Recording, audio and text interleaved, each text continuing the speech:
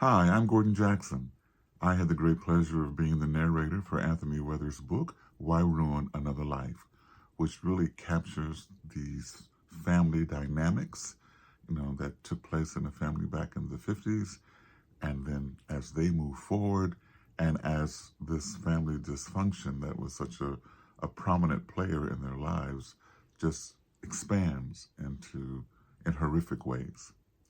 I'm very proud of this work, and one of the things I often do is think about how it relates to what's going on here and now, and how these characters are very real, very authentic, and how I can see them in certain situations today.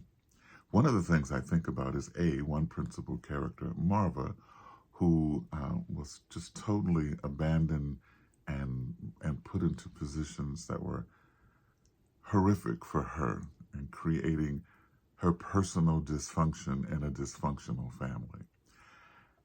And I think about her and I think about people that are living with those circumstances and that history.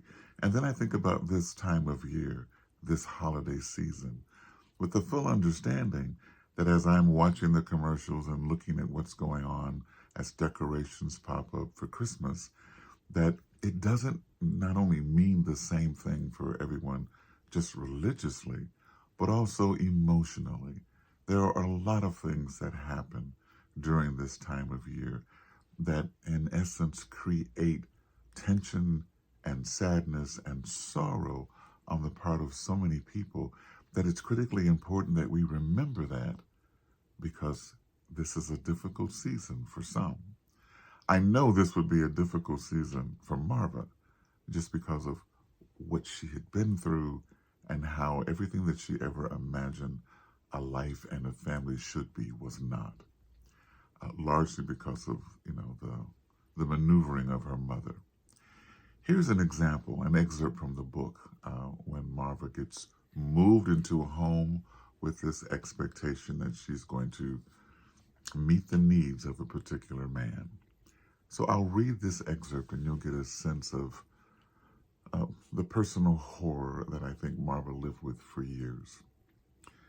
After Lena has left the room, Rochelle begins laying down the rules like a drill sergeant. The house needs to be cleaned by 6 every day, and the table needs to be set for supper by then too. Every morning the paper needs to be brought in, and I eat 3-minute hard-boiled eggs in the morning with toast.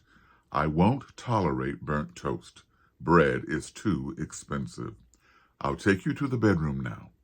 Every night I expect my slippers and my pajamas laid out. As Rochelle continues talking, Marva becomes lost in thought. She wonders what her mother has got her into this time and why she's doing this to her.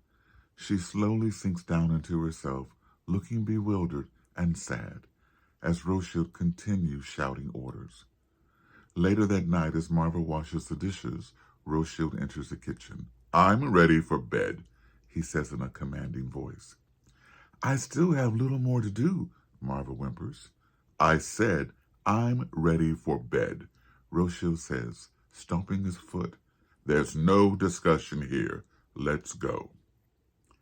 One excerpt, one example of ways in which Marva's life was not her own and ways in which the dysfunction that surrounded her in many ways enveloped her and in many ways had a huge negative impact on her character and her life.